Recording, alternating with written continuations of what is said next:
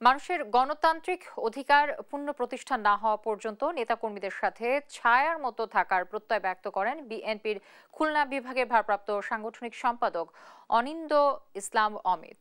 বিকেলে যশোর নগর বিএনপি ও সদর উপজেলা বিএনপির উদ্যোগে ফ্যাসিবাদ বিরোধী দীর্ঘ সংগ্রামে নিপীড়িত জনতা ও স্বজনদের মিলন মেলায় কথা বলেন তিনি।